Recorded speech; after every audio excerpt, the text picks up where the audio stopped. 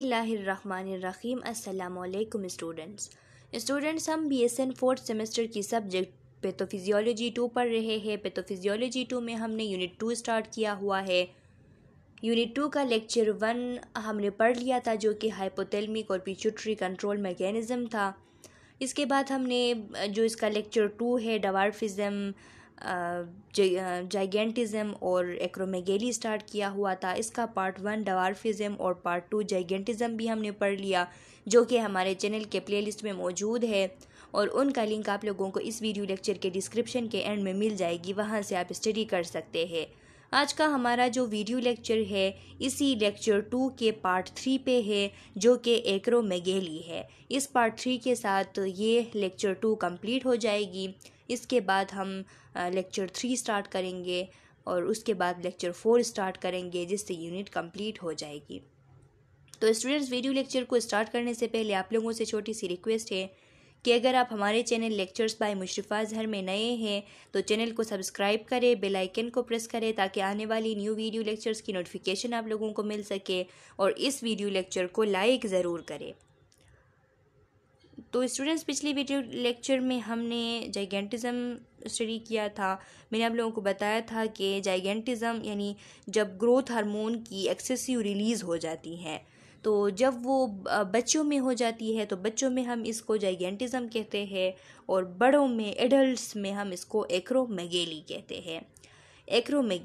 Acromegaly is a hormonal disorder that results when the pituitary gland produce excess growth hormone. Acromegaly एक ऐसी hormonal disorder है जिसमें pituitary gland बहुत ज़्यादा excess amount में growth hormone की प्रोडक्शन कर देती है। After puberty, the name acromegaly comes from the Greek word extremities and enlargement. अब ये एक्रोमेगेली हम कब इसको कहते हैं? हम आफ्टर प्यूबर्टी इसको कहते हैं।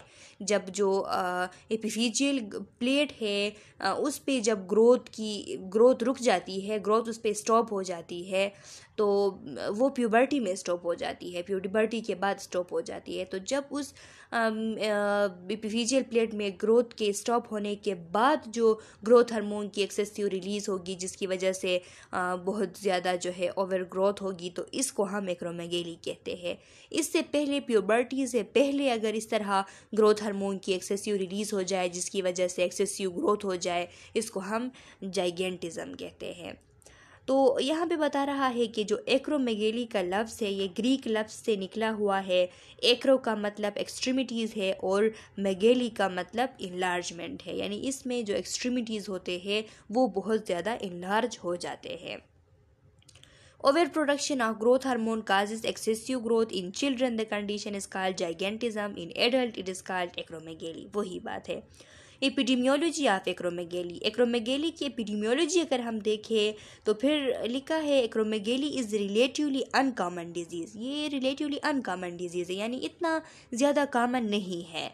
And studies estimate that it's prevalence is between 50 to 70%, 50 to 70% पर मिलियन पीपल्स। इसके केसेस को देखा गया है। स्टडी ये शो करती है कि अगर मिलियन पीपल्स है तो मिलियन लोगों में सिर्फ 50 to 70% लोगों को ये डिज़ीज़ होती है, यानी लोगों में ये डिज़ीज़ पाई जाती है, यानी इसकी प्रिवलेंस रेट जो है वो भी इतना ज़्यादा नहीं है। इसीलिए ये एक अनकॉमन डिज़ीज़ है, अनकॉमन डिसऑर्डर है। पैथोफिजियोलॉजी इसकी देख लेते हैं। Characterise by growth hormone excess, इसको हम किस तरीके से पहचानेंगे? ग्रोथ हार्मोन की एक्सेस लेवल की वजह से ये कंडीशन होती है। तो जाहिर सी बात है कि ग्रोथ लेवल की एक्सेस जब हम देखेंगे तो हम समझ जाएंगे कि पेशेंट को एक्रोमेगेली है। Typically caused by growth hormone secreting pituitary adenoma, ज़्यादातर क्यों होती है? ज़्यादातर इसकी वजह ये होती है कि पिट्यूटरी ग्लैंड में कोई ट्यूमर बन जाती है और उस ट्यूमर की वजह से ग्रोथ हार्मोन की एक्सेसिव सिक्रीशन हो जाती है, तो इसी वजह से एक्रोमेगेली हो जाती है एडल्ट्स में। Uncontrolled tumor growth hormone production causes elevated serum insulin like growth factor 1.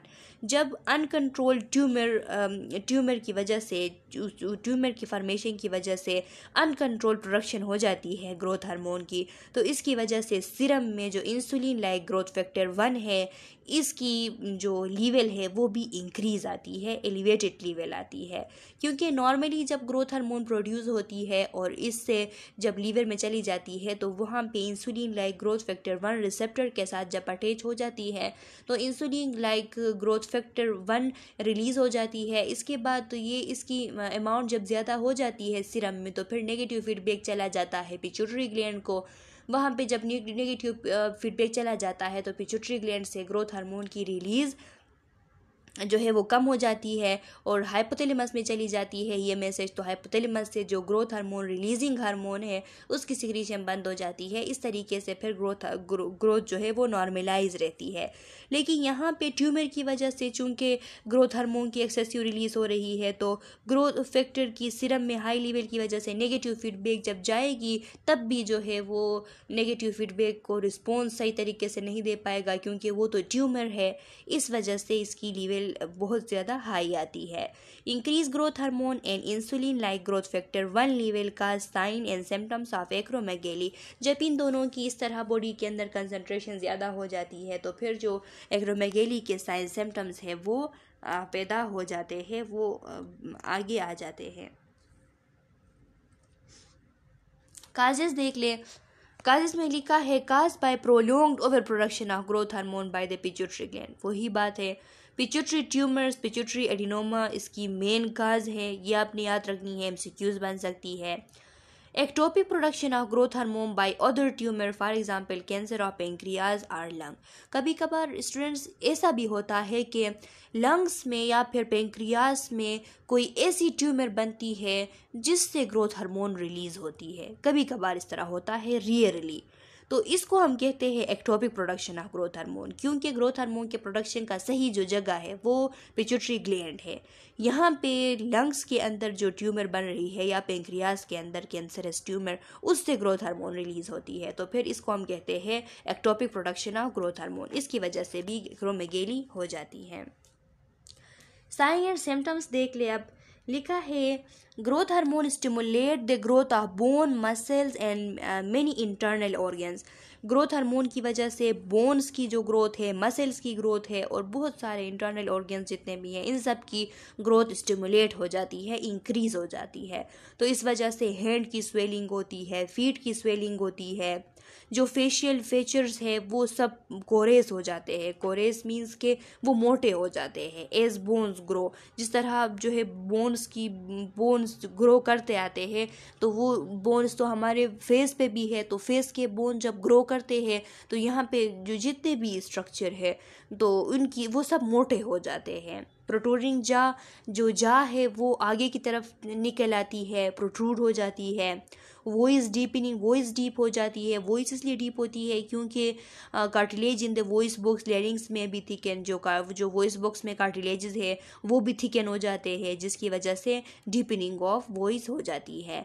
Lips enlarge हो जाते हैं, नोज और टंग भी इनलार्ज हो जाती है। Degenerative arthritis. डीजेनरेटिव अर्थराइटिस को हम ऑस्टियो अर्थराइटिस भी कहते हैं। ये अर्थराइटिस की एक किस्म होती है जो कि एजिंग की वजह से या ओवर यूज़ की वजह से नॉर्मली यानी इस कंडीशन में नहीं बल्कि नॉर्मली जो है ये अगर ओवर यूज़ बहुत ज़्यादा हो जाए या फिर एजिंग हो जाए तो तब डीजेनरेटिव अर्थराइटिस होती है। लेकिन यहाँ पे क्या होता है, यहाँ पे जो जॉइंट्स के नज़दीक जो लिगामेंट्स है या फिर जो कार्टिलेजेस है उनकी बहुत ज़्यादा एक्सेसिव ग्रोथ होती है, वो बिगर हो जाते हैं। तो इस वजह से जॉइंट प्रॉब्लम्स बनते हैं जिसमें पेनफुल जॉइंट्स और साथ में ये जो रेंज ऑफ मोशन है उसमें भी कमी आ जाती है और इससे की वजह से अर्थराइटिस भी हो जाती है। थिकन रिब्स थिकन हो जाते हैं क्योंकि बोन्स बहुत ज़्यादा ग्रो करते हैं, इस वजह से रिब्स थिकन हो जाते हैं, जिसकी वजह से चेस्ट जो है वो बैरल की तरह नज़र आता है। बैरल मीन्स के वो जो ड्रम होती है उसकी शक्ल का चेस्ट उनका नज़र आता है बड़ा सा। जॉइंट पेन होते हैं, इनलार्ज हार्ट में हाइपरट्रोफी हो जाती है जिसकी वजह से इनलार्ज हार्ट होता है। कार्डियोमेगेली जिसे हम कहते हैं।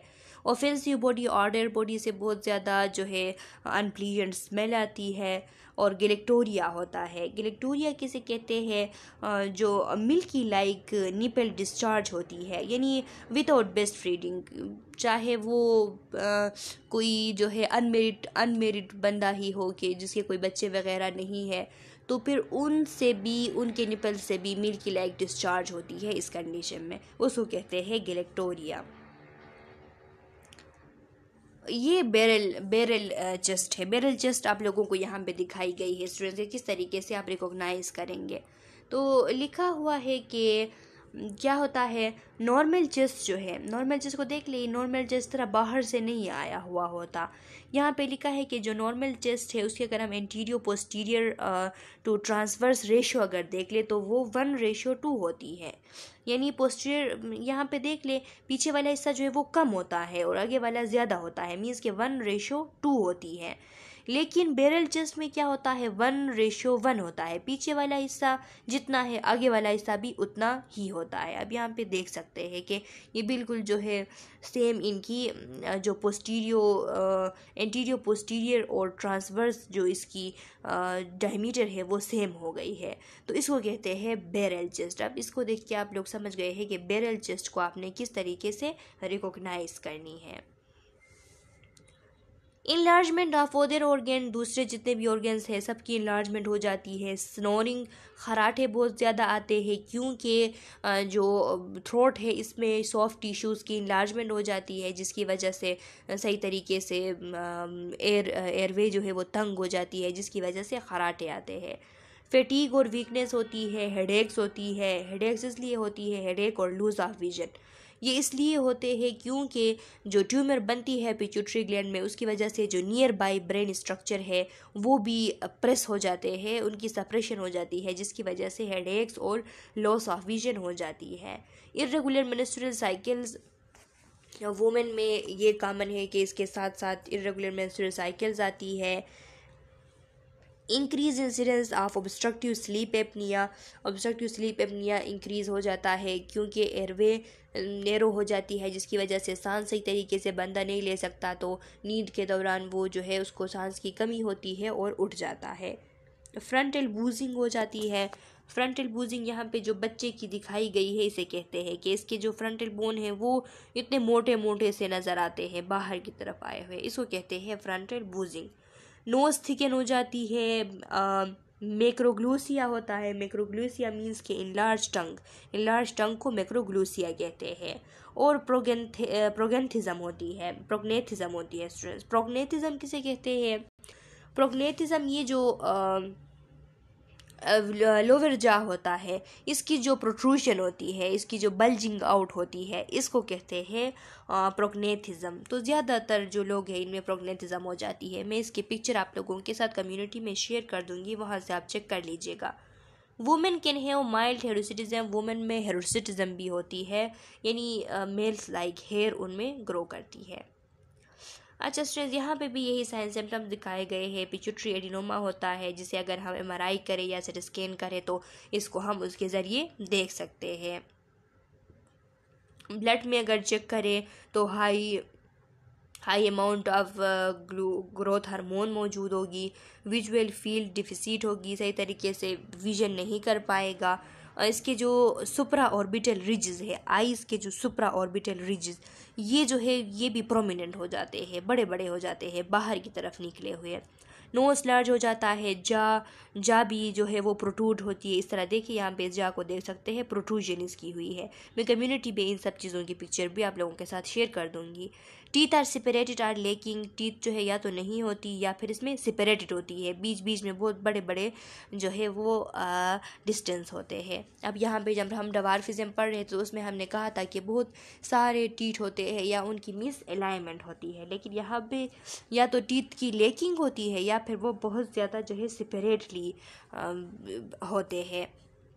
Abnormal glucose tolerance test, glucose tolerance test इनकी एबनॉर्मल आती है। ग्लूकोज यूरिया और पोलीयूरिया होता है। ये इस वजह से होता है, ग्लूकोज की कंसनट्रेशन इसलिए ज़्यादा आती है क्योंकि ग्रोथ हार्मोन जब ज़्यादा रिलीज़ होती है तो इंसुलिन लाइक ग्रोथ फैक्टर ज़्यादा रिलीज़ होती है। इंसुलिन लाइक ग्रोथ फैक्टर जब ज़्यादा रिलीज़ होती है तो इसकी वजह से इंसुलिन रेजिस्टेंस काज होती है, ये इंसुलिन को रेजिस्ट करवा देता है। तो इससे जो है ब्लड ग्लूकोज लेवल हाई हो जाती है, जिससे ग्लूकोज यूरिया और यानी हाइपरग्लाइसीमिया की कंडीशन होती है। स्पेट शेप्ड हैंड एंड फीट, जो बेलचा होता है स्टूडेंट, जिसे हम फाड़वा भी कहते हैं, उसके जैसे हैंड हो जाते हैं। यहाँ पे आप देख सकते हैं बिल्कुल बेलचे की तरह का हैंड इसके हैं, तो इस तरह हैंड हो जाते हैं इनके। आर्थरोसिस हो जाता है, यानी जो जॉइंट्स है इसमें पेन हो जाती है, इसमें इन्फ्लेमेशन हो जाती है। पेरिफेरल न्यूरोपैथी होती है, सेक्सुअल डिसफंक्शन होती है, कार्डियोमेगेली होता है, मीन्स के हार्ट भी इनलार्ज हो जाता है। हाइपरटेंशन साथ में हो जाती है। हाइपरटेंशन इसलिए होती है क्योंकि एक्रोमेगेली की वजह से भी जब ग्रोथ हार्मोन ज़्यादा रिलीज़ होती है तो फिर सिंपैथेटिक नर्वस सिस्टम स्टिमुलेट होती है, जिसकी वजह से हाइपरटेंशन होती है। और स्वीट और सबेशियस ग्लैंड की भी हाइपरट्रोफी हो जाती है। और गैलेक्टूरिया होता है। गैलेक्टूरिया इसलिए होता है क्योंकि ग्रोथ हार्मोन के साथ साथ प्रोलेक्टिन जो है वो भी ज़्यादा रिलीज़ होती है, प्रोलेक्टिन की भी फॉर्मेशन ज़्यादा होती है, इस वजह से गैलेक्टूरिया होता है। अच्छा स्टूडेंट्स, ये देख सकते हैं यहाँ पे जो सुप्रा ऑर्बिटल रिज है आइज़ के, वो प्रोट्रूड हो जाते हैं। यहाँ पे फिर भी इतना ज़्यादा वाज़ेह शो नहीं है। मैं इसके पिक्चर सुप्रा ऑर्बिटल रिज जो इनकी बहुत ज़्यादा प्रोट्रूड हो जाती है वो मैं आप लोगों के साथ कम्युनिटी में शेयर कर दूँगी। इन्वेस्टिगेशन अगर हम देख ले तो हम अगर स्कल की एक्सरे कर ले तो इससे हम इन्वेस्टिगेट कर सकते हैं, जिससे हमें नज़र आएंगे कि जो स्कल के बोन्स है वो बहुत ज़्यादा थिक हो चुके होंगे और जो नेज़ल साइनसेस है वो भी इनलार्ज हो चुके होंगे, इससे हम डायग्नोज कर सकते हैं।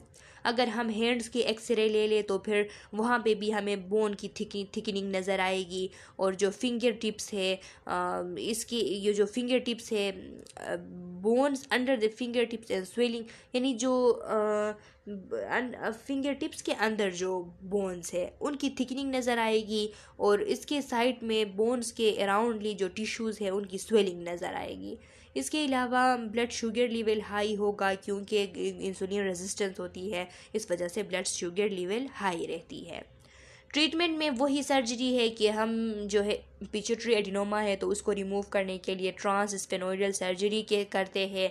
ट्रांसस्फेनोइडल मीन्स के जो स्फेनोइड साइनस होती है उसके थ्रू हम जो है पिट्यूटरी ग्लैंड तक पहुंच जाते हैं और इसकी रिमूवल कर देते हैं, यानी नोज से इंटर होते हैं स्फेनोइडल बोन से आगे जाके स्फेनोइडल साइनस में, उससे आगे जाके पिट्यूटरी ग्लैंड तक पहुँच जाते हैं। रेडिएशन थेरेपी से करते हैं ताकि उस जो ट्यूमर है उसकी फर्दर ग्रोथ ना हो सके। और ड्रग थेरेपी में हम ब्रोमोक्रिप्टीन देते हैं जो कि ग्रोथ हार्मोन के रिलीज़ को इनहिबिट करती है। ये ब्रोमोक्रिप्टीन डोपामीन जो रिसेप्टर्स है उनकी एगोनिस्ट है। अच्छा स्टूडेंट्स, तो अब ये जो लेक्चर 2 है यूनिट 2 का, ये कंप्लीट हो चुका है। इसके साथ मैं उम्मीद करती हूँ कि आप लोगों को ये समझ आ गई है। अगर कोई क्वेश्चन है तो कमेंट सेक्शन में डाल लें। मैं नेक्स्ट वीडियो लेक्चर में आप लोगों के क्वेश्चन का आंसर करूँगी। तब तक के लिए अल्लाह हाफिज़।